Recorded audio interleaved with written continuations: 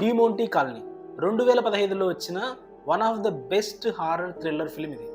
కథ విషయానికి వస్తే నలుగురు స్నేహితులు ఒక రాత్రి టైంపాస్ చేద్దాము, సరదాగా గడుపుదామని చెప్పి చెన్నైలో ఉన్న డిమోంటీ కాలనీలోని ఒక హాంటెడ్ ఇంట్లోకి వెళ్తారు. వెళ్ళిన తర్వాత అక్కడ వాళ్ళకు ఒక చైన్ దొరుకుతుంది. ఆ చైన్ దొరికిన తర్వాత వాళ్ళ జీవితాలలో ఎన్నెన్ని మార్పులు జరుగుతాయి, వాళ్ళు ఎలాంటి పరిస్థితులను ఎదుర్కొంటారు అనేదే సినిమా చాలా రియలిస్టిక్గా ఉంటుంది. మామూలు హారర్ ఫిల్మ్లలాగా జిమ్మిక్కులు ఇట్లాంటివి ఉండవు. చాలా సీరియస్ అటెంప్ట్ ఈ సినిమా.